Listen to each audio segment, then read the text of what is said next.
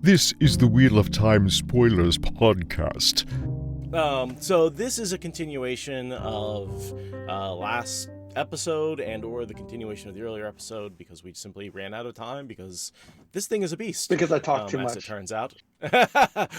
Yes, and. It's a big chapter, and we did have a hard time limit, so that became an issue. We couldn't go for 4 or 5 hours, so we're coming back today to finish up the second half, which basically starts from the moment Rand has opened a gateway and Bashir has run his troops through that gateway into Illian, and the invasion has begun. And we're on to the final bit of the final chapter of the Wheel of Time, Crown of Swords. Chapter Crown of Swords. Blowing shit up to end with a bang. I mean, and a whimper, because Sammael is pathetic. But there's a lot of banging first. Sammael's doomed from the beginning. What I liked here about this moment was that Rand shows up and everyone's staring at them like, what? You know, did they just what? Like, they're like, everyone's in shell shock in this little market square or whatever. And he's like, I'm the Dragon Reborn. I'm scary. Blah! Everyone run, you know, and it like scatters the ants to like, I mean, for safety purposes or whatever, but you know, and I love how the public service announcement and scat. It's the equivalent of like shooting the gun into the air in the movies to get people to run away. It's like, everyone out, bang, bang, bang. That's exactly right? like, Except instead of a gun, it's 100-foot tall tower of flames coming out of your hands. Basically the same thing. Or in Deshiva's case, blue lightning. This I've harped on this moment for so many times. It's like everyone does flames except Deshiva, who does blue lightning. I wonder if he's different. You know what it reminds me of? It's like in Avatar the Last Airbender. All the firebenders have got fire, and then Azula shows up and she's got lightning. And you're like, you know, it's like extra cool.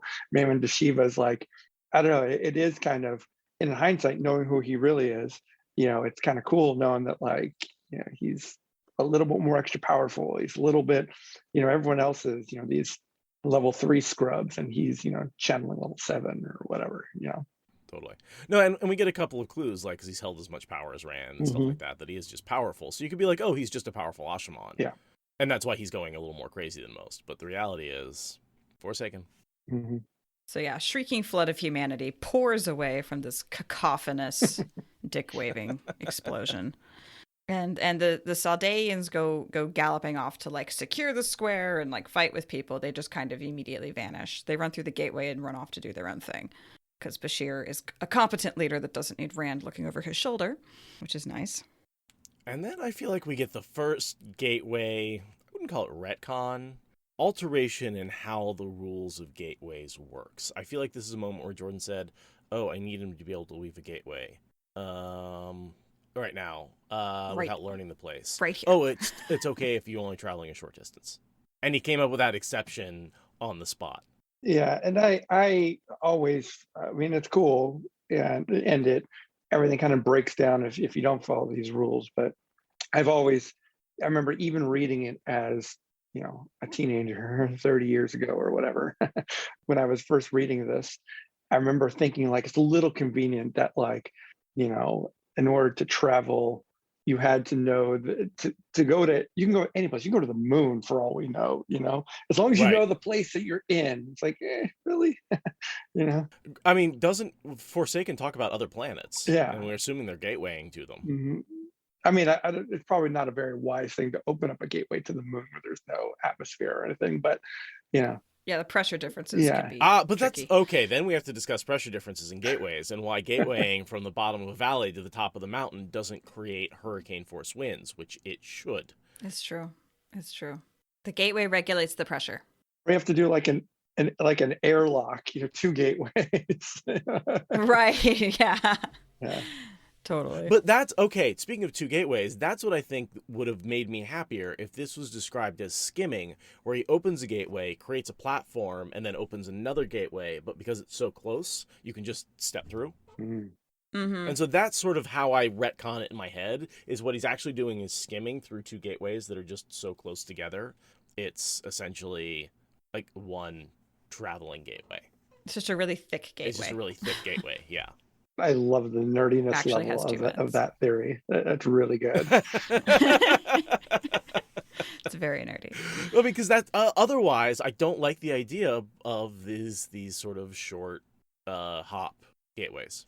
Yeah, I feel like they break gateways. yeah, it is a little bit. I mean, what comes to mind is, for all you Dungeons and Dragons people out there, it's like, if traveling is, the teleport spell at like level 6, right? I almost kind of see these little short hops as like, a phase door, which is, within a much shorter visual distance, a little bit easier to do. I don't know. I buy that, Seth. I buy the short distance, not really needing to know. Like if you can see it, you can hop there. I can buy that more than I can buy, I know this little patch of dirt that I'm standing on so well that I can travel to, somewhere else on the continent. But I get you. And it is, you're right, it is a convenient time. If taking your word on it, that if this is the first time we've seen that, then yeah, it does kind of feel like, that Jordan probably said, oh crap, yeah, I'll just write this rule in. And that's okay. That sometimes you got to do that as a writer. Would have been better if he had seeded that, 20 chapters later. Bit. But I think we can give Jordan a pass because this guy is a master, puts a master class on in terms of foreshadowing and, big and small things. Jordan is, as good as it gets when it comes to foreshadowing little things and, all that kind of stuff. In a less dramatic part of foreshadowing, I noticed that the king's palace is the one that gets destroyed in this whole altercation, and the Council of Nine's palace is the one that gets left alone. It's the king's palace that gets completely decimated. I was paying attention to that this time. Like, wait, there's like a whole palace at the end. It's because they have two. Yeah. One for the king, one for the council. Right. And it's the king's, or the king has been kidnapped recently, that gets completely wrecking balled. I was wrong before. The palace that gets destroyed is the palace of the council. Isn't it like one brick shorter in every dimension or something like that? Yeah, I love that. Yeah. And the same decor and all that. That's such great world building. Remind me, we know that Lord, the king. Matin Stepaneos Den Balgar. Thank you. Yeah, Stepanos. So where previously in the book was it reported that he first went missing? Do we know like when in the timeline it actually happened? Here. It happened 2 days ago. Okay. But I think that there was a mention from Liah about her plan to kidnap him several chapters ago. I'm pretty sure it gets brought up, but it in the timeline only happened 2 days ago. According to the council. They're like, he vanished 2 days ago and we assume it was Lord Brynn. Turns out it was actually Liah. Okay. And what did she do with him? She takes him to the tower. She stashes him in the dungeons. Just holds him as, well, it's a nice room above ground, I think. So these are the kind of details, like, I wonder if like it's such a great detail. I wonder if this is the sort of thing that makes it or gets cut from the TV show, and by the time we get here, this is like a season 4 thing. Who knows? Maybe it's a season 3 thing. Or maybe it's not even a thing in the show. But this is the kind of plots that I wonder about. They're so interesting. I had forgotten specifically, clearly about that Elida was the one who kidnaps him and puts him in the dungeon. That'd be really cool to see and to play out and everything. But I don't know if that might be a casualty of that. Doesn't make it in the TV show. If it's just not that important, we just see Sammael, murder the guy and whatever. It would be simpler, yeah. I'm looking for Easter eggs, right? Like I'm hoping that they stash them there. Like maybe we see some guy and a king like in the dungeon in the background of the White Tower once. Yeah. Like we see, and like that's it. Like we don't need a whole plot line, but like have him in the background. Give us an Easter egg for us nerds to be like, that's totally Matin Stepaneos. She got kidnapped. Right. Yeah. That's like, true. give me that. Yeah. Give me that. Right. That's what I'm looking for. It's a 5-second shot. Right. Come on. I think we're gonna get some of those in the show. I do too. They do the whole thing where they get on the towers and set off all of the wards because Sammael has warded something he does in his traps. And that also would explain why he ends up going to Shadar Logoth. Because it's somewhere he doesn't have anything set up? No, it's somewhere where he has trapped, where he has set gotcha. up all of his wards, right? And that's where we see he's able to attack Rand no matter where he is, even if he channels a little bit. Mm-hmm. So I think he's got wards set up in both places. Why Shadar Logoth? Why do you think he set that up? That is the $1 million question, isn't it? I guess because nobody else is there, so it's free real estate. I think there was a comment in the chapter though about how Sammael liked to Lou Theron had a memory that Rand remembered that Sammael liked to have victories in front of his opponent's greatest achievements. So and so in his mind, Rand had supposedly, claimed or conquered Shadar Logoth, had a victory in Shadar Logoth and the Waygate there. And so Sammael was going to rub it in his face and be like, as I have his plan was to defeat Rand, to be like, look, I've conquered you on top of your domain here. I've, gonna rub it in your face. And Shadar Logoth is also, the enemy of the Dark One. That's another enemy of his that he has conquered by essentially making the city his and making himself aware of any activity that happens and goes on there, right? That's now his city, and that's two enemies, both the other evil and the good that he's going to be able to defeat there.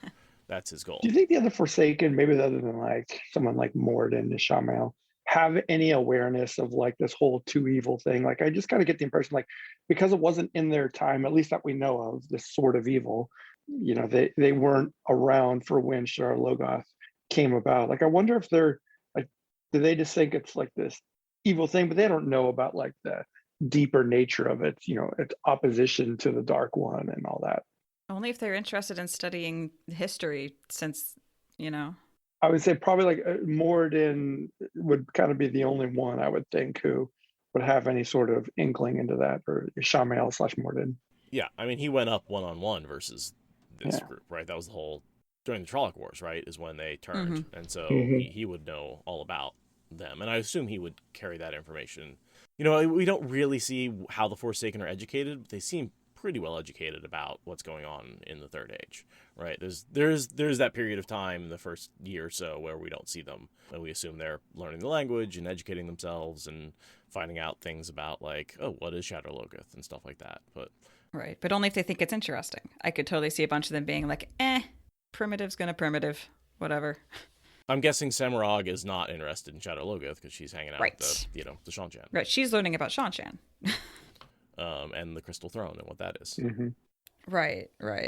They basically quickly take over the city because the diversion worked, right? They pulled most of the forces out of Illian to attack Gareth Bryn, or not Gareth Bryn. Who's leading their other forces? It's supposed to be Matt, but it's actually Wyramon. Wyramon, right? And company. Yeah. So but there's still some fighting that's happening, and then they're just hanging out on top of the towers, waiting, being like, Sammael, hi, are you showing up? Are you? Rand's having this whole doubt, like, was LTT telling me anything? Am I completely wrong in my strategy? And then he gets proof that he wasn't wrong because he feels sighting for a gateway across the square, I guess, because he's on a tower. Oh, because he's on a tower on the one palace, and then he feels it in the other palace across the square. There's a bunch of towers around. Mm-hmm. And then he's in the tallest one in the central one. Right. And so then he leaps through there into this space. He leaps through into the palace that gets destroyed is the palace of the council. Because he's standing on top of the king's palace, feels the gateway in the other palace, goes over there. There's a bunch of destruction, and he jumps into this room with 9 heavily carved and gilded armchairs that stand like thrones. That's right. Yep. And then so it's the council that gets wrecked. And later at the end of the chapter, he's in the king's palace when he's coronated. And the council approaches him in the king's palace. So I got it all backwards because it's Illian. That's okay. I forgive you. What do you think Sammael was doing in the meantime? I think trying to figure out what Rand was doing and like reorganizing how to bait him. I also think he was looking through the cash that he got from right. Because he just got the cat. Like we just saw in the Bowl of the Winds when the girls got that Sammael's goons escaped with a cache of stuff. And that's where he's like pawing through it, like, yeah. I need an Angreal. Yeah, I need an Angreal. And so I wonder if he has an Angreal in this or something, maybe that was my other thought is either he has Shadar Logoth warded or he has a Angreal that's telling him when somebody channels. Either one works. Yeah. I remember every time I've read that, it seemed like a that Rand and Sammael, they were both waiting for the other to blink. And I always got the impression that Sammael just couldn't keep the silence anymore. His hatred, his wanting to war and confront and battle and just get it out there. He's like, God, fuck it, I'm over here. Come and get me, And so I could see that, yeah. And Rand was able to be a little more patient, maybe in part because we were talking about this, in the last episode, that this was the moment where Rand is like, oh God, thank you. I can have a break. I can catch my breath, and he's feeling, because he's not holding Saidin, he's feeling the full weight of his physical pain and his exhaustion and everything else. But yeah, then Sammael is like, okay, finally, shit's going down. Go, yes. You've channeled in here. Now I can blow you up. Now I can send these red filaments at you. Like, yes, this is my strength. There is this great battle scene now with where Rand tries to use balefire and then doesn't for once. Short-lived. For once. For short-lived. Yeah. The one time. The one time. It's like, oh, maybe Godswain should have slapped him a couple of times. Well, was that in this book? That was earlier in this book. That was in this book, yeah definitely. Yeah. But he gets his heel wounded, so this is the wound that he carries for the rest of the battle. Yes. That causes him to sort of be limping and painful and causes him to fall.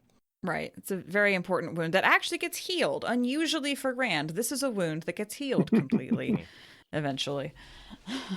I love this guy that the fellow saw Random very slowly, as though he might not be noticed if he moved slowly enough, slid back out of sight. I'm just like, that's true. That's like, if I'm completely still, the dragon can't see me. It very much is like, and Jordan's good at these comical moments. You can see it so visually and cinematically. It's like, almost like a cartoon.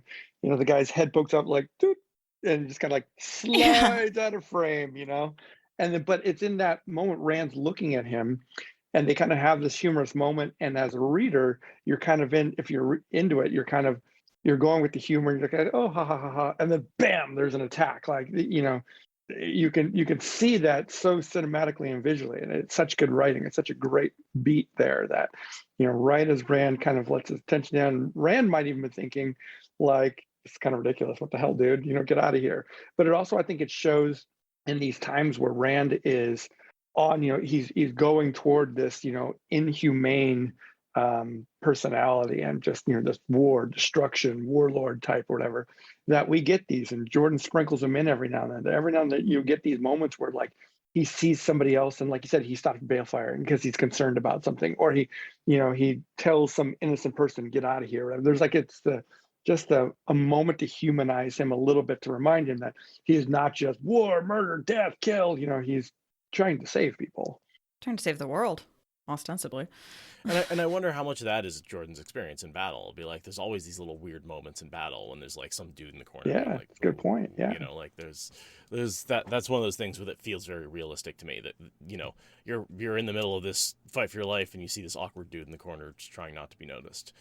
Like he's told stories. Yeah. There are stories that he had told, and I don't remember the exact details, so sorry if I'm getting them wrong here for those who might remember or look it up later. But there are stories that Robert Jordan's told where, when he was in Vietnam, and he went in armed into a village or something, and they would see civilians, and the fear that they had was a lot of times the opponent they were fighting would disguise soldiers as civilians, or they would arm the civilians, and so he never knew, or a lot of times, he didn't know if someone was armed or not. And I think, again, I'm hesitant to say it because we should verify this, but I'm almost certain, I want to say I'm 90% certain that there was a story where he talked about that he had to shoot someone, and it was a woman, and she was a civilian, but it turned out that she was armed.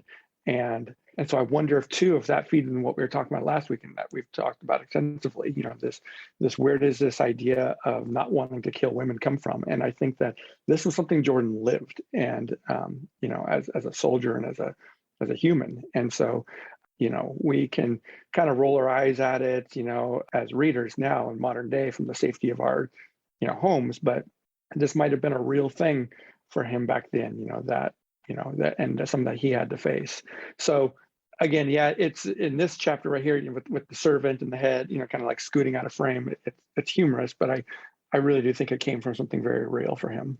And so much modern fantasy, or not modern fantasy, so much fantasy series, they don't take into account collateral damage and innocent civilians. Like the fact that RJ includes them fairly frequently it brings some realism to like, this isn't all epic clashes of demigods and dedicated soldiers. Like there's other people caught up. Like the Avengers movies, like, all of New York has been destroyed 4 times or whatever, but they always rebuild happily. Keep rebuilding it. Yep. Yeah. So he basically gets taunted by Sammael, and Sammael, I think because of the effectiveness of the flows destroying his wards, Sammael retreats to his backup plan, which is Shadar Logoth. Why Shadar Logoth? Assuming it's just a playground that's empty, and he thinks he can use it, is my only guess. Yeah, and we were talking about this earlier, but I still think that there was a comment about, I think that Sammael chose it because in part, it has to do with, I wish I could find the passage, we can mark it, but there was a part where he talks about he liked to rub it in his opponent's faces. Yeah. Mm-hmm. Yeah, it's Moridin's line. Yeah, but yeah, he's like, yeah, I'm not retreating because you broke all my wards. I'm retreating because I want to preserve Illian. Yeah, exactly. Coward. Right. And right. Rand's like, ugh, you gonna call me a coward? Don't and it call just me becomes... chicken. Yeah, it's like, Rand, you're the Dragon Reborn. Have a little maturity, but whatever. It's kind of the same reason that Ravine retreated to the World of Dreams. He didn't want to destroy. True. Yeah, I think that there might be some legitimacy there. Like, you don't want to be the king of rubble. You want to be the king of, the grand city or whatever. So I don't think he cared one whit for the citizens and the people or whatever, but, he doesn't want to, he's going to have less bragging rights over the other Forsaken if his city is rubble or balefired out of existence. Yeah, That's true. We saw what happened to Moridin, right? Mm-hmm. Big crack in the ground, destroy the dome, right? Like a fight with the dragon doesn't leave a city unscathed. Yes, it just doesn't. It's true. Yeah, it's true. So he follows through the gateway. He does that. He makes his own gateway. He does that slight alteration thing, and we see that the sun is a little bit higher in the sky in Shadar Logoth because it's further west. Mm-hmm. Mm-hmm. Yeah. So, but it's still setting, right? It's it's probably like an hour, right. Maybe. One time zone. Yeah. Yeah, exactly. Exactly. And his very first thought is Liah, foreshadowing.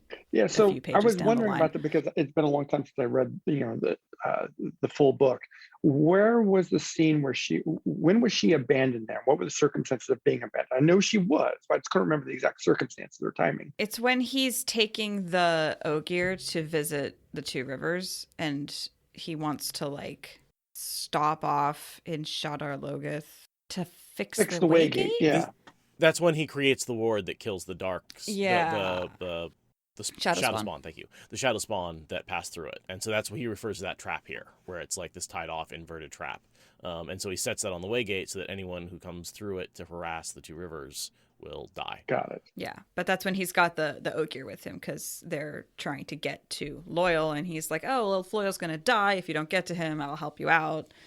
That's when Liah got abandoned. Okay. And she's not so, and here's my theory, and I won't take too long on it, but she was just right behind, and I think she was deliberately fell behind because I think she's a dark friend reporting to Sammael, and that's why she ended up in Shadar Logoth. You convinced me when we talked about that before. I'm on the fence about it, but never heard why did she fall behind? That's interesting.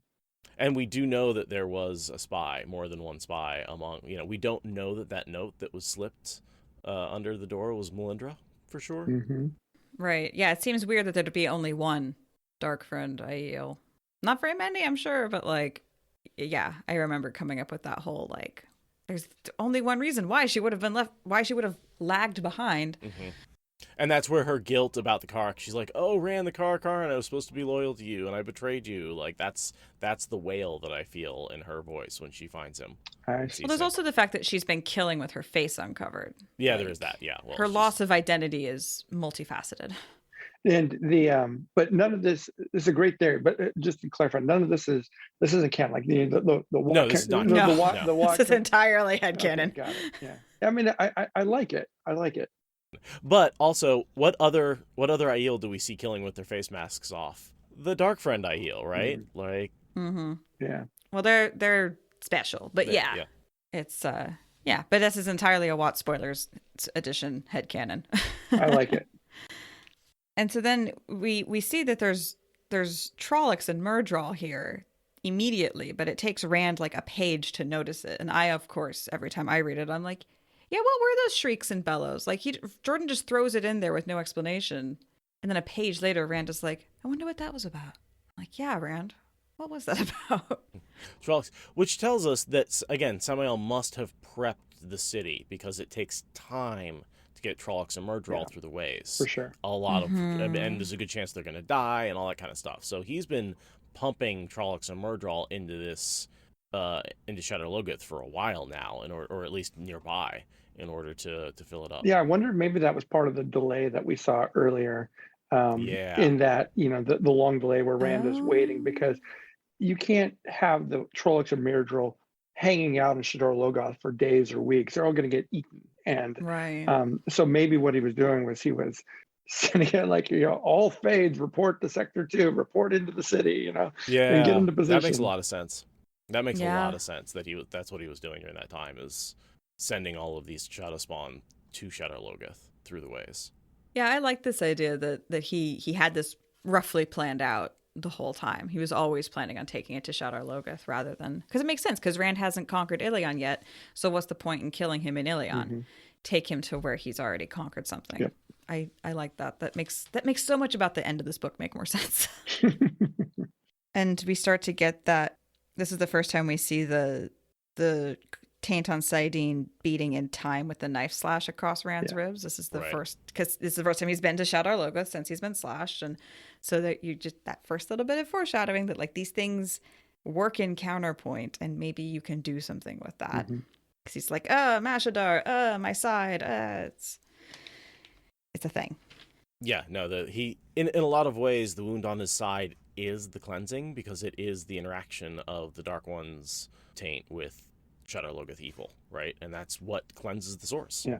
It's going to be interesting to see how they explain that in the TV show. Like, how do you visualize? Like, it's a tough enough concept to explain and visualize with the text. And I remember when the book first came out, I read it and I'm like, okay, I think I get it. And by then I had Dragonmount, but I'm like, what do you guys all think happened? And then boom, there's 10,000 forum posts about like trying to theorize how it worked and what that meant and what it looked like and stuff, and the whole funnel and silo. I'm sure you guys will talk about to death when you get there in a couple years. maybe by then they'll have the TV show to with that scene, because that's something you kind of, that might be one of those, I would argue you have to cleanse the source, and it's one of those things you can't. Absolutely. You have to do. And there's a lot of things you can cut in the series. I really believe that a lot of people consider to be, extremely important, but I think you can ultimately cut a lot more. But I think that's one of those things you just have to have it in. You have to have you have to have the Sanchin returning, and you have to have Calendar, you have to have the cleansing of the source, you have to have Dumai's Wells, and the Aiel, that sort of thing. But that's when I think he talks about the spine of the story. I think those are the events he's talking about. Yeah. Like, we are going to hit those events, but in between, a lot of different things are going to happen. Yeah, like this whole chapter we're looking at now, it wouldn't terribly surprise me if this was it. Like, in the grand scheme of things, yes, it's an awesome ending in book 7. But when you've only got 6, 7, maybe 8 seasons, if you're lucky, of the TV show, and you got to pick your endings. Like, if you haven't done Dumai's Wells by the end of season 3 or 4, you're in deep trouble. And really, I mean, like, this is an ending that, like, I could see Sammael conflict and Illian gets merged into Dumai's Wells, and you take out Sammael in there or whatever. So I don't know. We'll see. But I would be surprised if they did a whole, season finale, or maybe not a season finale, if they did a whole thing. Right. Because, I mean, I see Dumai's Wells season 3 ending. That's sort of the midpoint, and then you've got Last Battle, last season, maybe even the last 2 seasons, depending on how much setup you want to do. But no, it's this chunk can be compressed. And then the cleansing, right? That's the only real big event that happens. Yeah, that's where it kind of got those two. That's one of the essential, and the White Tower falling and all that kind of stuff. But yeah, I agree. So the next we have Liah popping out and that confrontation. And Rand completely abandoning his entire mission to kill Sammael to chase Liah. He's just like, oh, strategy? What strategy? I'm going to go freak out about Liah now. And it's like, you are so distracted by women in danger. But yeah, I mean, she's obviously just insane from the evil. She's been there for a while. And she survived. I mean, you have to do some shit to survive Shadar Logoth. And again, it's like, you have to be kind of shadow touched or twisted in some way to even have a chance. That's what I'm thinking. Being a dark friend would help her survive. Except Shadar Logoth hates the dark one. So maybe she's like on the fence and not like uber evil. That's a good so point. She's like able to, maybe she's more of the human evil. Just ambitious, just looking out for number one.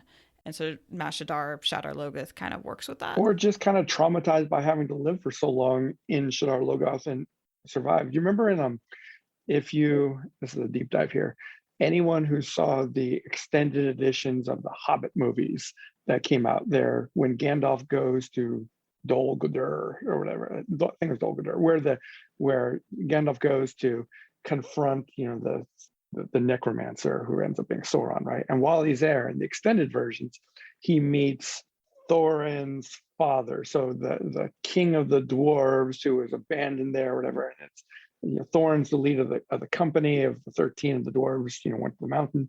His father, who had one of the dwarven rings, was there and had lived for years and years and years and lived in there as kind of this prisoner. And he was insane. He attacks Gandalf and all this, and Gandalf kind of has to cure him, to bring back some humanity to him.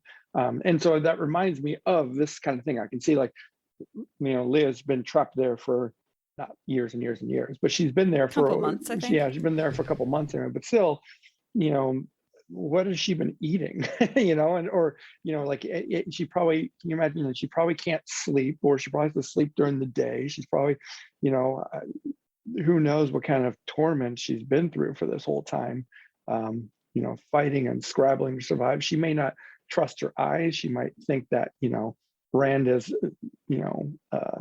not actually Rand. She might think that, it's a trick of some kind. We just don't know. Yeah. And there's a quote from RJ that says, she became absorbed into the city. She was left there, and she is, after all, an Aiel, one of the people better at surviving under harsh circumstances than anyone in the world. And also her corruption by Shadar Logoth gave her some protection. Okay. So Shadar Logoth is like, we can work with you. Mm-hmm. Like you can become. So she couldn't leave then. She might be kind of like Mordeth, like literally unable to leave. Yeah, kind of proto Mordeth. Mm-hmm. Well, Mordeth had left, so that needed another mind. So yeah, Mashadar's like, hey, avatar body thing, come here. I will take you over. No, that makes sense. And then she sees Rand, and like that brings back who she was a little bit, and she like freaks out and runs away, and Rand chases her, and yeah. And then he runs into some Trollocs and Myrddraal because, oh yeah, those are here. Whatever, it's fine. And then you've got that line that you pointed out last time, Jason, death in a tattered red coat. This is where that line comes up. It's just so cinematic. He's like, oh yeah, I'll just casually kill these guys with my fire sword and my totally broken body. Mm-hmm. Just in case you wanted lightsabers in your Wheel of Time. All right. Exactly. That's basically what this is a little a fire sword. Some visual effects artist out there is going, yes, I Exactly. can't wait to animate this. Right. But then that, of course, draws Sammael's ire because he's like, aha, channeling. And so then shit starts blowing up. Because we assume that's, again, all from wards. Like I said, I was trying to make maybe he got Nongrial or Terngrial from the cache that helped him track down, the way like Codswain's Shrike points out, mail channeling, something like that. But I think wards make more sense. Yeah, he's probably also got a high vantage point, so better line of sight across the city because Rand is running around on the streets. Mm-hmm. Right. And with all those blues and shadows and smoky grays, if you suddenly have red fire sword, it's going to stand out visually, Right. Yeah. Right. Neon sign, right. literally. Red coat, right? In the middle of a red coat, red sword city. in a dark blue palette. Yeah, red head. It's a whole thing. It's true. And so then Rand goes running off. He doesn't care what direction as long as it's away. And this is when he stumbles and falls almost through the floor, like into a basement, and is hanging at the edge, being like, I'm slipping. Hi, Moridin, what's up? This is such the cliff crumbles and you catch on by a root type, like, stereotype. I feel like this happens in every day. Yeah, and the hand that grabs. It's like the moment of the Crown of Swords, the original Crown of Swords book cover that you've got up right there. It's like, this is the moment right before he falls in. Yeah. Before he falls into that pit. He was he falls in because he was too busy looking at the camera and flexing. And yeah. He's like, oh, I just kicked those guys' asses. Yeah. I am death in a tattered red coat. What color is this coat in that? Is it red in that on the cover? It is red. Okay, that's right. Yeah, that's right. Yeah, it is red. It is tattered. They get that right, at least. It's tattered from his muscles flexing. He just like popped his sleeves. Right, exactly. He just shredded them. He popped his sleeves, but not his legs, because Rand doesn't work leg day. He just does arms. No, Rand skips leg day. But yeah, Moridin's just like, oh yeah, I was stalking you, and I would like to not see you die, please. So I'm gonna help you out. And he's all hanging out using the true power, right? And we know it has to be the true power. That's why he's undetectable. He's able to, shield himself. He's able to... Even his balefire is made of one power. Like, everything that he's doing is one power. Or true power. Now, what was your theories when you first read this? If you can think back to the very first time you read this, before we knew who a Moridin was, and true power, like what were your theories? Like, who was this wanderer, is all he's identified as? Did you have any theories as to who the heck this guy was? Well, I went to the Watt FAQ and looked up who is the Wanderer, who is the Watcher, and why do we think they're the same person? Okay. And why do we think they're a Sammael? And went, oh, that's a great idea. I see. So, yes, the Watt fact told me what I think. Did the Watt, had the new books been out at that point? Like, had we already solved it by the time you read it? Or did you read it before book 8? No, I read this before book 8. Yes, because book 7 had not come out. Book 7 was the first book I waited for, but I only waited like a month. Yeah, okay. Got it. So I think we started at pretty much the exact same time. Yes. Yeah. I think I definitely wasn't going online to look at theories at all when I was reading this the first time. I think I was just like, because at this point the concept of reincarnated Forsaken was on the table. So I was just like, I guess we've reincarnated a Forsaken with complicated motives and we'll figure out who he is later. I didn't think about it that hard. I was just like, reincarnated Forsaken. Okay. But yeah, I didn't go online and look at the theories or anything like that. I wasn't that kind of fan. I was just a fan on my own. I mean, I fell in love with the FAQ. I tell you what, the Watt FAQ. I've spent as much time reading the Watt FAQ as I spent reading the books back in the day. Right, yeah. And I'm actually kind of sad that I didn't discover that there was more of a community. I didn't realize it was a forum. I thought it was just like one person writing all those things down. I didn't realize it was like... It was a news group for those who are not sure what a news group is. Before the days of web pages, we had news groups, and it grew out of the Rec Arts SF dash, I don't remember what it's called, something like that. Rec Arts Reading dash Sci-Fi Jordan. Yeah, and I was just too young to find that stuff. Yeah. So yeah, Moridin shows up and they promptly balefire Mashadar. It's like half a page from like, hi, mysterious hand saving you.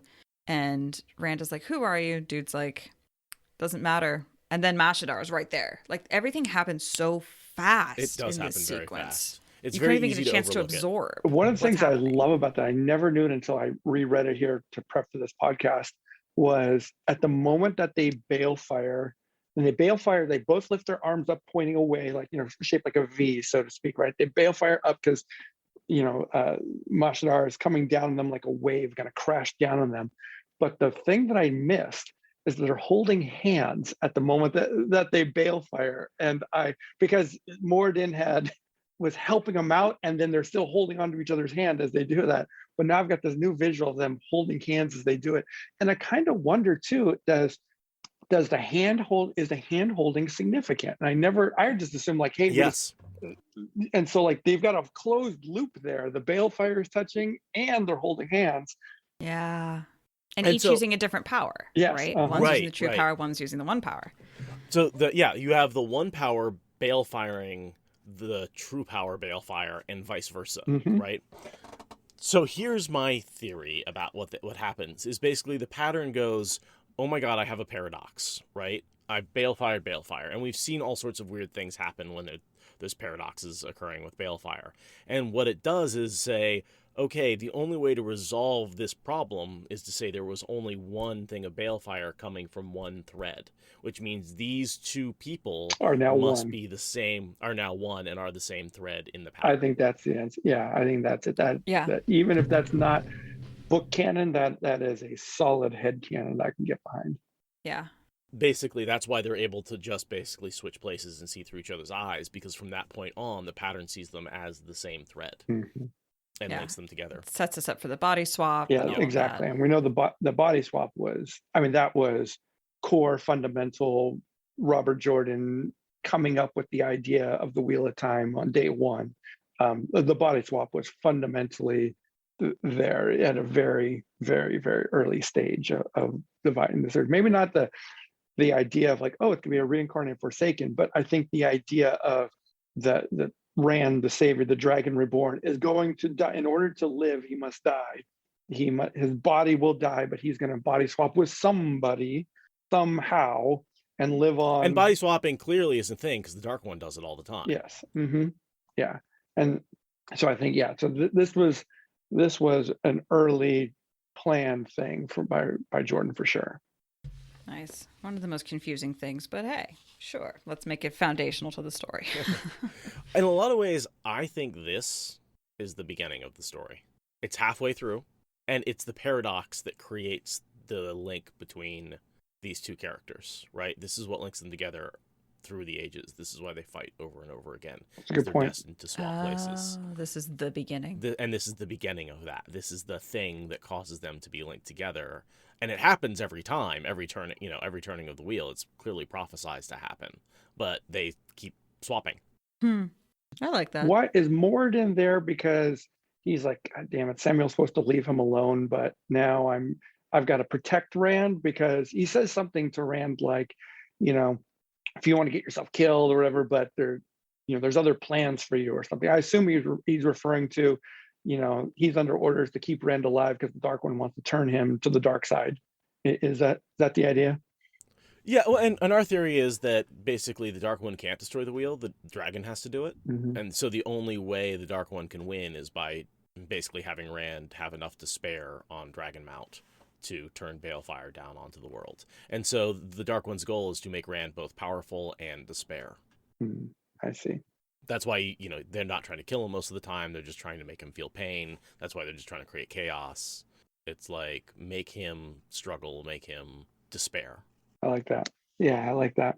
Yeah, think about going back to the Age of Legends too. So the Dark One's plan was just to get free at that point. But I wonder too, I wonder if he was trying to do this same sort of gaslighting to Lews Therin that he's doing to Rand this time around. You don't necessarily get the impression that he was. He just he was just trying to trample the planet and get out. But this time around, in this age, he seems more like he was gaslighting Rand. I don't know. What do you guys think? I mean, father of lies. So I can see it. His motivations in the Age of Legends we may be reading wrong. I think he was doing more to corrupt everybody, and that just led to war. More so, I'm guessing the war had more to do with his generals and the Forsaken wanting power necessarily than him trying to trample everything. I mean, he wants society to fall apart. He wants the chaos. Yeah. But yeah, he doesn't really cause it himself. He just promises power and then sits back and watches the fallout.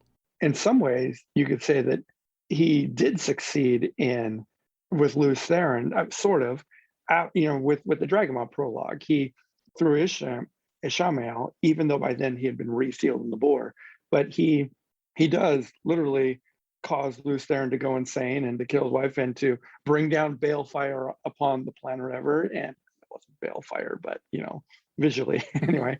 And so yeah, in some ways he does kind of he does succeed with Lews Therin a bit, but he fails with Rand. And that's, of course, one of the big themes of the whole series, of course, is, the dealing with, the long arc of your consequences. You can almost say, the Wheel Time is largely about, facing your karmas from, past lives and so on and so forth, and carrying that life. Trying again. Yeah. And Brandon outright says, we live again to love again. And okay, so Moridin pulls Rand up, and Rand is like, who the fuck are you? And have you been to the Black Tower? Do you want to go to the Black Tower? And Moridin's like, fuck you, right. Go away. Yeah. Not what I'm here for. Just go kill Sammael and let me continue plotting in peace. Also run, because you just used the one power, and that set off the trap. So get out of here. Yeah, So then they both run off, and then Moridin promptly vanishes using a true power gateway. And Rand is like, okay, that was weird, but back to my original mission. I'm going to go kill Sammael now. It's definitely that, oh no, but anyway, like that. Yeah, very much so. It's and he's all over the place. Yeah, Moridin's such a short little paragraph from start to finish. That's such a short encounter, but it is such a fundamentally important part of the story. Yeah. That's so easy to overlook, and that's one of the things I really love about Jordan is you have these pages and pages and pages of description, and then this 2 paragraphs that change everything. Mm-hmm. Yes. Right, and then it's like anyway. And then Rand's like, okay. Putting that aside, I am going to kill a Forsaken today if it kills me, which it almost will. And he limps his way to the Waygate to try to spot Sammael. And it's dark, but he doesn't get eaten by Mashadar because he's the Dragon Reborn.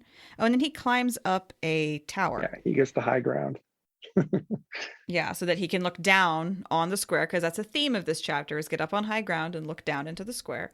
He's doing that a lot. And he's watching, being like, come on, Sammael. I know you're going to come out. I did want to point out one thing. With an effort, he managed to regain the void once more. The taint on Saidin vibrated now, humming its way deep into him. The void itself vibrated. So that vibration starts the first time he seizes Saidin after encountering Moridin. And so what I'm assuming is that somehow it's vibrating between him and Moridin. Mm. That somehow he's no longer the sole owner of the source. Somehow the soul. Yeah, exactly. He's not the soul there anymore. Somehow the source is vibrating back and forth between them. That's which is why he has so much trouble seizing it.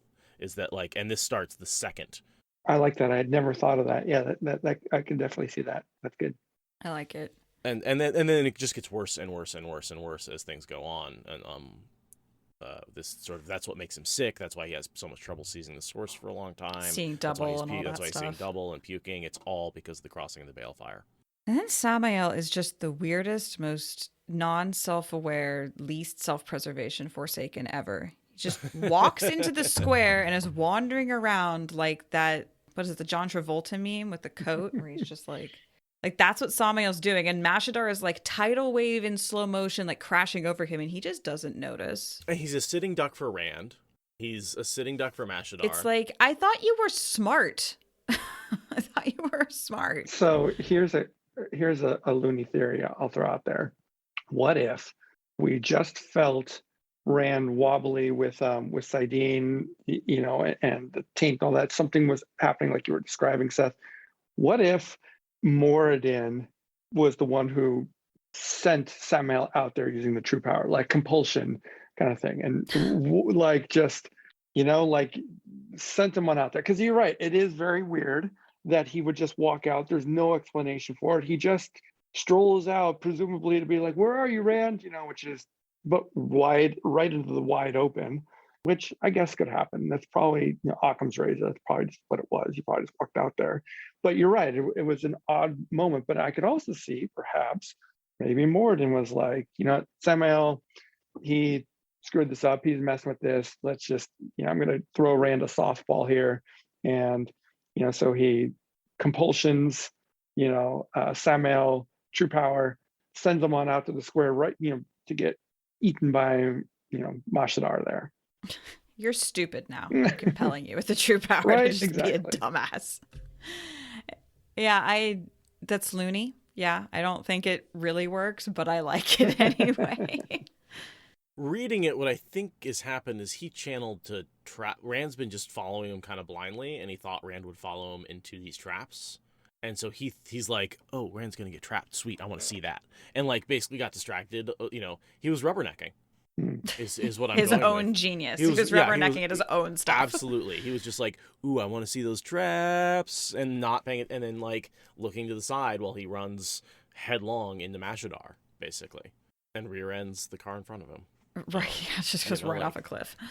When he finally does get eaten there, like, I remember being convinced for years that he's not dead. Like, Jordan has this whole series, like, you just, unless their balefire hits them visually in the face, you just don't know if they are dead or not. You just don't know. Yeah.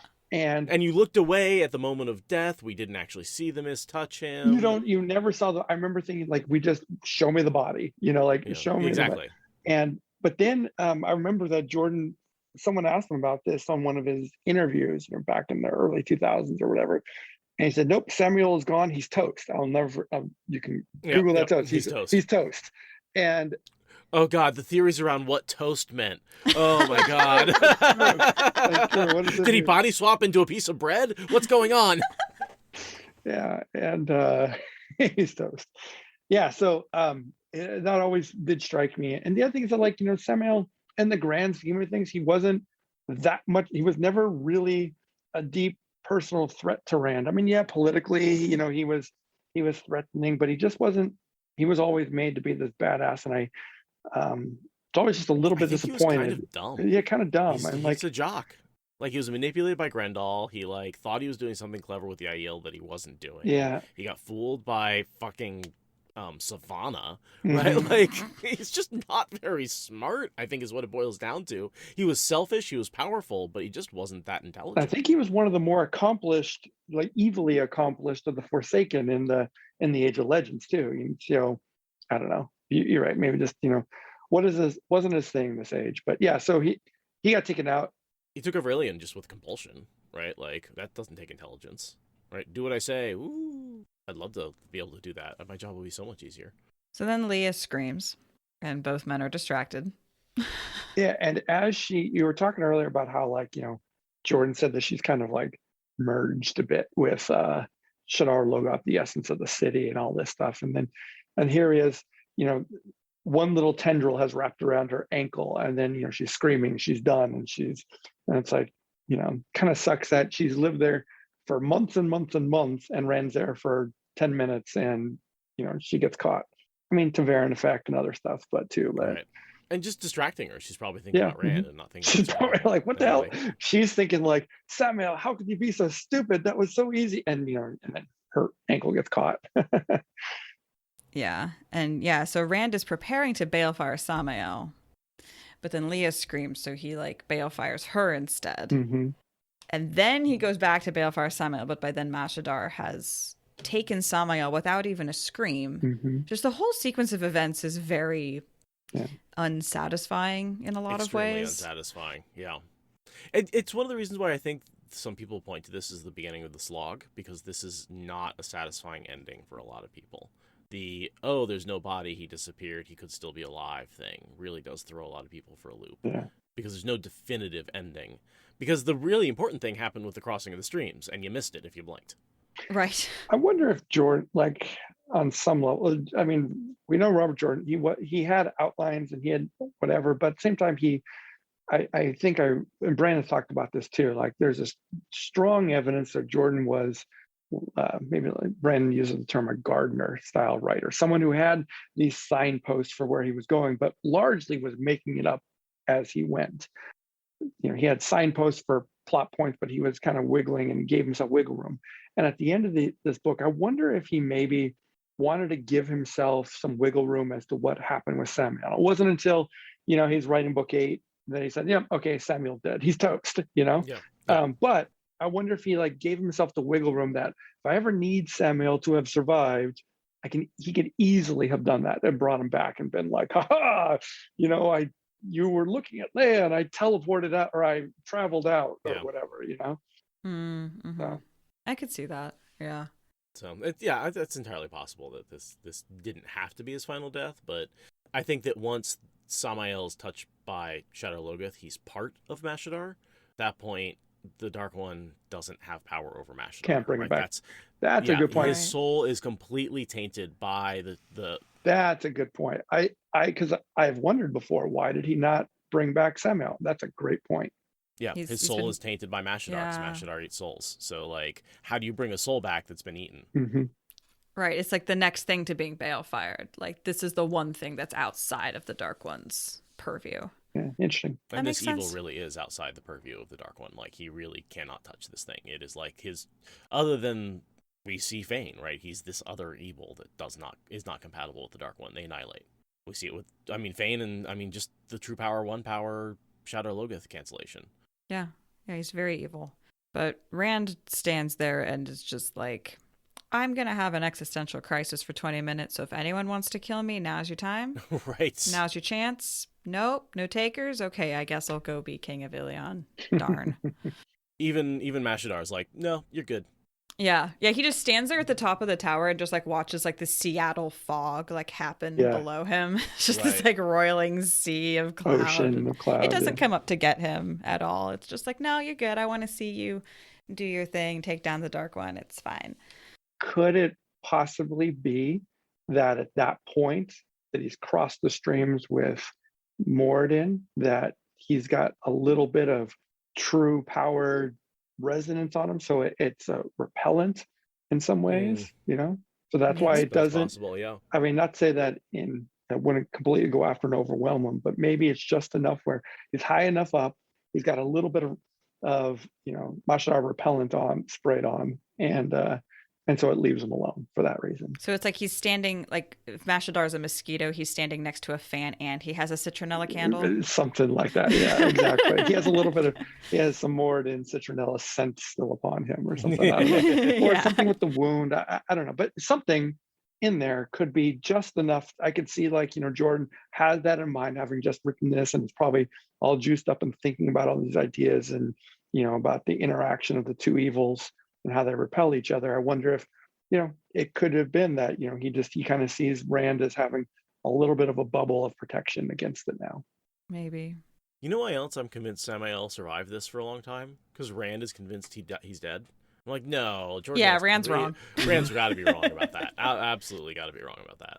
He can't be right. So Rand skims away from Shadar Logoth, which I do like that he skims. That seems appropriate for the rules. Yeah, I like that. Even though he stood there for hours, like maybe enough to learn, but yeah, that's not what he's focused on. So yeah, and he has this thought about how he wishes he could cry, and he's like forgotten how, and it's like the dragon needs to remember laughter and tears. He's forgotten tears. Yeah, that's a good point. That's good. Yeah, mm-hmm. He's literally forgotten tears. He's sitting here thinking he's forgotten how to mourn, and it's like, oh no, Darth Rand is about to happen. Mm-hmm. Yep. I think we're solidly into Darth Rand. Like post Dumai's Wells is really where I think like Darth. He's sliding from Dumai's Wells to this is like a slide down to the abyssal plane of his emotional state. As every time he says, "I need to become harder," it's like, oh no, don't do that. And then he gets back, and one of the first things that happens, which back to this Dashiva thing. Bashir asks, I take it Sammael is dead, and Rand says he's dead, and Dashiva sighs loudly. Seriously. Because the nerd is like, oh boy, the bully's gone. Seriously, Good. That's exactly it. That's exactly it. And also, like, you'd be like, crap, if Sammael had won, and Rand had died, well, then game's over at that point. But, the Shiva would not have lived very Sammael. If Sammael had been victorious in any way, he would have at least attempted to trash Dashiva, I'm sure. Oh yeah. Dashiva would have been like near the top of his shit list at that point. I do have to wonder though, Dashiva, having been resurrected by the Dark One, has to be like, is he dead or is he dead? Like how did Seriously, that's a good point. Like how did you die? Did you see the body? Yeah. Did you balefire him or not? Like right. Because, just curious. Just curious. Like, because the Dark One already brought me back, and you killed me, so. Yeah. Well, killed him. There's some debate whether he burned himself out or not. Dashiva. Dashiva. When he was Agenor. Oh, and he's Agenor. Yeah. Right, because they were struggling over the power Right, by the world. And it's Power like, surged him. yeah, basically. I kind of imagine it like playing tug of rope and Rand like let go for a second. And then Jashiva fell down and just burned himself out. So then Bashir's like, oh yeah, taking the city wasn't a big deal. Don't mind my big gaping scalp wound. Totally not a big deal. This was an easy fight. Also, these guys over here in fancy robes, they're pretty anxious to like give you the city or whatever. I guess they feel like you've conquered them, or it's very Bashir, like laconic sort of strategy update. He says, well, where's the king? And they said he disappeared. This is where we get the information that he disappeared 2 days ago.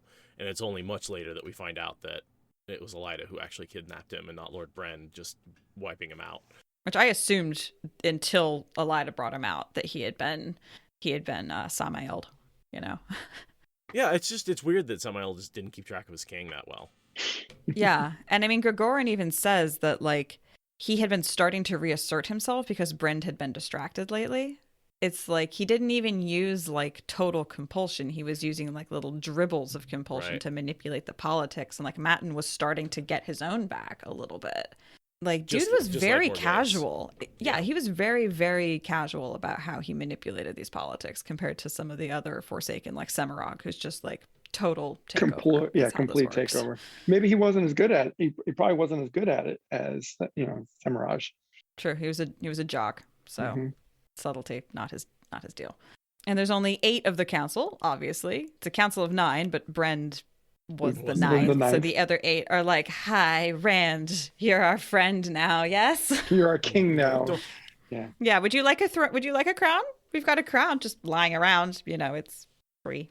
And I like that they explain, and Rand basically asks them why, right? And they say, in part, I mean, they're kind of saying, well, A, we're terrified of you, but we're not going to say that. B, like you conquered everyone else and we don't want you to, forcefully take us. So we're just going to kind of roll over now. But also like the fact that you commanded our, ancient enemies, so to speak, our longtime rivals, to force them to send us grain, that saved us, like that saved our country, that saved a lot of people. And you did us a solid. And, so therefore someone's got to be king and we don't want you to kick our butts and, forcefully take it. Let's just, let's just do what, we all know is coming anyway, one way or another. Here's the crown. And I love that Rand kind of thinks like, oh yeah, I sent that grain. I forgot about that. Oh, yeah. Sure. Okay. It beats having to beat you up. And it's an earlier Rand. It's a better Rand. Yes. Earn the crown. This is an older, more cynical Rand who probably wouldn't have the warlord Rand. Yeah. He would have had every stick of bread go to the army, just like Brend at this point. Yeah. But that was TSR Rand, who's like, I want to be a good king that Elaine would like to marry, please. So, yeah. Plus, it was a whole Game of Houses thing with like diffusing the Tyran resistance to him by distracting them by feeding Illian and all of that. And the grain was just rotting in the warehouses anyway. Right. Yeah. It was very efficient. But yeah, I love how it's like it was a throwaway move for him. And yet it won him popular acclaim in Illian. So these guys are like, we have 3 very good reasons to give you this crown. One of them is legit. It's not strategy. It's not fear. It's like you actually save people's lives. You actually have like the people are with you. More so than any, like, all these other kings have just used us for power and war and, their own gain. You actually helped us, right? That's a good as enough reason, in my opinion. And it makes them like the most, this is a population that are like the Aiel in terms of like, no, we actually want you. We actually think that you're a worthwhile leader. Every other nation is just like, our leaders are terrified shitless of you. So yes. Well, yeah. Then when he gets the crown and, they dramatically rip the cloth off to reveal the crown, whoosh, and, and he sticks his thumb on it and cuts his thumb and notices that, there's swords in the laurels and, which is metaphor number 1. Let's see how many metaphors we can cram into a paragraph, right? At the end of the book.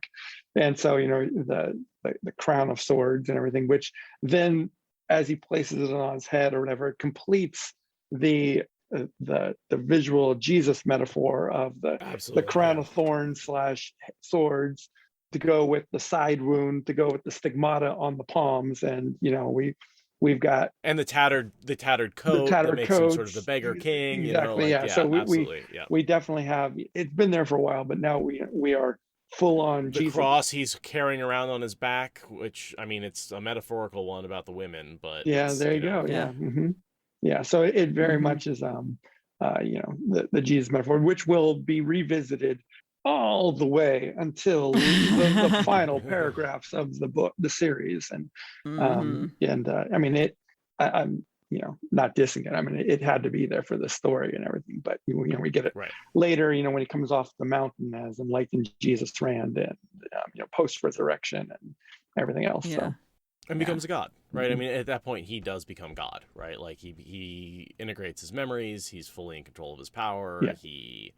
Good things happen near him. Good things happen near him just because he wants them to, because he's the counter. He literally is the counter to the Dark One. And so the more powerful the Dark One is, the more powerful he becomes as a god. And so, absolutely, he becomes a god at that point. Yeah. But in here, Deshiva is the one who's like, you're king of the world now. Oh, yeah. The James Cameron moment. Fucking Deshiva. Yeah. And I'm the king of the world. And the James Cameron. Yeah. And this was right before Titanic came out in the theaters. Titanic was 1997. This book came out in like late 96 or something like that. So it's right around that time that everyone was king of the world. Or I think Rand would have won between him and Leonardo DiCaprio, but well. And it's. I don't know. Leonardo drowns real good. Yeah, Leonardo for a while was more popular for sure. But, wait till they get a load of Yosha. There might have been a time where, I mean, we're going to get hate mail for this, but Leonardo for a while might have made a good Rand in a movie or whatever back in the day. But I'm glad it didn't happen. I'm glad it didn't happen either. But me too. Yeah. But I think it's telling here that Rand doesn't mind being called king of the world. No, that's very it's that telling. has a good sound to it. I'm like, oh no. Shit. Yeah, exactly. Rand has turned a corner. Darth Rand is flexing his Anakin muscles. I was like, I would make a great Jedi Master, or whatever. It's bad because up until now he's like, I'm just a shepherd. No, and now he's like, king of the world. That sounds good. That sounds good to me. I mean, there's a reason we use Darth Rand. The parallels between Anakin's descent into Darth Vader and Rand's descent into Darth Rand are so good, right? There's just so much there that's, if that story had been better told in the prequels, don't at me, then it would have been, this is what it could have looked like, right? Is this sort of descent. Everything up through Dumai's Wells, and then you have what emerges from that as Darth Vader. Yeah. Yeah. The twisting descent of a hero into a villain is a eternal goldmine of storytelling. That's so true. Yep. And then the redemption of that character, or the lack thereof, and how tragic that is. Yeah. Potentially. Rand on the Dragonmount is about to throw Luke, or is Darth Vader throwing the Emperor into the pit? Same thing. The redemption there. And then the dying and being reborn in another body, or as a ghost, force ghost. Yeah. Right? There's a lot there. The story spread as stories will, and changed as stories change with time and distance, spreading out from Illian by coasting ships and merchant trains of wagons and pigeons sent in secret, spreading in ripples that danced with other ripples and made new. An army had come to Illian, the story said, an army of Aiel, of Aes Sedai appearing from thin air, of men who could channel riding winged beasts, even an army of Saldaeans, though not many believed that one. Some tales said the dragon reborn had been presented the laurel crown of Illian by the Council of Nine, and others by Matin Stepaneos himself on bended knee. Some said the dragon reborn had wrenched the crown from Martin's head, then stuck that head on a pike. No, the dragon reborn had razed Illian to the ground and buried the old king in the rubble. No, he and his army of Ashaman had buried Illian out of the earth. No, it was Ebu Dar he had destroyed, after Illian. One fact, though, turned up again and again in those tales. The laurel crown of Illian had been given a new name, the Crown of Swords. And for some reason, men and women who told the tales often found a need to add almost identical words. The storm is coming, they said, staring southward in worry. The storm is coming. The storm is coming. I see that, and later, I love that in book 8, Rand is saying, "I am the storm." We'll get to that later. I love that storm metaphor, but now every time I see that all the time in movies, in other books, in TV shows, and that sort of thing. And I'm like, you all copied Wheel of Time. Not that he was the first one. It was my first time experiencing that metaphor or whatever, but still, you all copied it. I have that experience so often because all of my initial, Wheel of Time takes from so many different sources that other movies and cultures take from, and Wheel of Time was always my first exposure to them. So even though, nobody's stealing from the Wheel of Time, I'm sure, I still see it and I'm like, hey, that Wheel of Time did it first. No, I'm sure. It just speaks to how broad RJ was and what he drew from. Absolutely. I think Wheel of Time is absolutely stolen from a whole lot, and you'll see it in a lot of places. I'm sure everyone listening here has probably seen something else where, if you're a diehard fan, where you've been like, wait a minute, that video game, come on, you can't tell me that's not a Wolf Brother. Just call it a Wolf Brother or whatever, So, yeah. Yep.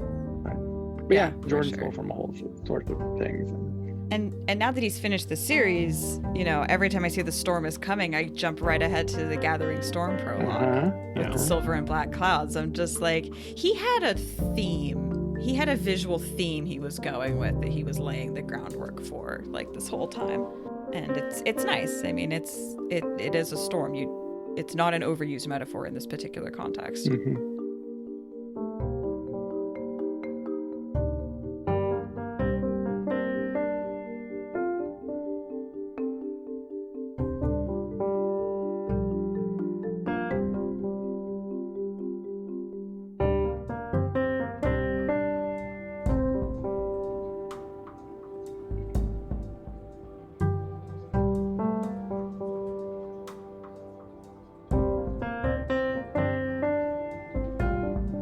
I forgot. There's a prophecy. It's a good one.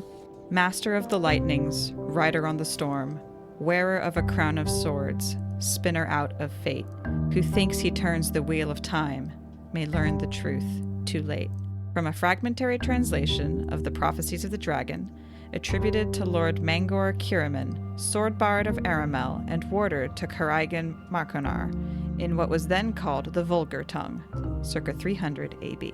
Just a whole bunch of world building that has no context that ever comes up again, but I know, why but not? Yeah, it's kind of cool. We actually do know a little bit more about Karigan Markonar. Oh, we do? Yes. She was a green Aes Sedai who lived between 212 and 373 AB after breaking. So she is Age of Legends almost. She's born shortly after. Shortly thereafter. But that's what was then called the Vulgar Tongue. That makes sense. She was the strongest Aes Sedai ever until the arrival of Nynaeve. Oh. According to Loyal, she is said to have brought a male channeler 2,000 miles by her own after he killed both of her warders, to have been him gentled in the White Tower. Oh, I remember that story. Yeah. Mm-hmm. That's forgot the name, but I remember the story, yeah. She was alive when Rowland Darksbane was around. The false dragon. The first false dragon. Unknown if she interacted with him at all, but yes. Was he the one that wasn't a channeler but still claimed to be the dragon? There was one. I thought there was one of those. There was a false dragon who wasn't necessarily a channeler. Yeah, Rowland was a false dragon who could channel. Okay, yeah. It's only 300 years after the breaking. Dude, you're an order of magnitude off for how long this pause has to be. Yeah. But, I feel like that's consistent with a lot of religions. Though. Absolutely. In the first couple hundred years, they're like, it's coming anytime. And then thousands of years go by and they're like, I meant anytime by right. The early Christians, they believed that Jesus was coming any day. They thought hey, he died, a year ago. He's coming tomorrow, Tuesday. And, they were convinced he was returning in their actual lifetime. Yeah, so even 300 years, I mean... Yeah, that's fair enough. That's lifetimes for anyone who's not a channeler. Mm-hmm. So... Right? That's a good point. Yeah. It's how many generations is that? That's... one generation of Aes Sedai. Right. Yeah. But like if you call a generation 20 years, you can have 15 generations in 300 years, right? Like. Yeah, and people were dying relatively quickly at that point, just after the breaking. Like, life was rough at that period, so the generations were short. Yeah, I mean and that's just around the founding of the White Tower time too, as well, right? Like, yeah, it took them centuries to get the White Tower going, and centuries to build after they decided to do it. Then it took them forever to finish it. Riders on the Storm. But yeah, so that's halfway through the series. We have finished 7 out of 14 books, not counting New Spring. Yeah, it's super exciting to be here. We have come a long way in 7 books. Congratulations on making it that far. That's great. Thank you. And thank you for joining us for this so two-parter of wrapping up the book. My pleasure. I'd love to come. You guys can bring me back for, I don't know, I'll come back for a Memory of Light. No, bring me back anytime. I'd love to do it. I'd love to come on and chat with you. Wonderful. We'd love to have you. Thank you, Jason. You're welcome. Yeah. And as a reminder to our audience, we will be taking a break from recordings until SpoilerCon in October. That's when we're going to start book 8. So you'll be getting episodes most of the way through September, but there will be a break on recordings for a month. Yeah, so we'll be getting you through halfway through September. There'll only be like a 2-week break for people who are keeping up. And we also have tangents. And we have tangents to do, yeah. But yeah, people who are here live, it's going to be a month before we're back here. Well, I guess tangents will probably be live. But yeah, then we'll be back at SpoilerCon and we'll record for a bit. And then the show will come out and we will lose our collective shit and make content around the show instead. And then come next year, we will, once the show has done with its season, then we will get back to book 8. That's kind of the plan. But pretty much we'll do a little recording, but for the most part, this is it for book recording until the new year. Yeah, it's amazing we've gotten here, but oh boy, am I ready for a break. Just a quick little breather. After 387 episodes, I think we are ready to actually take longer than like a week break. Yeah. And the other thing is we powered through this book, right? Like most books, we take a lot of breaks as we're going through it. This one, we pretty much nailed out of the park as quickly as we could. So think of all the breaks that we stored up as happening at the end. It's like saving up our vacation for right before we basically. But yeah, thank you to everyone who listens, both live and in recordings. It's been a great journey to get through this book with you all, and we'll see you next book. Bum, bum, bum. TV show's coming, guys. Get real excited. The storm is coming. The storm is coming. The absolute losing our shit storm is coming. It's here, baby. It's here. My God. Oh, my God. Right. Bye, everybody. Bye, everyone. Thank you for listening to the Wheel of Time Spoilers podcast. Rate us in the Apple Podcast app or support us on Patreon. Is that good enough?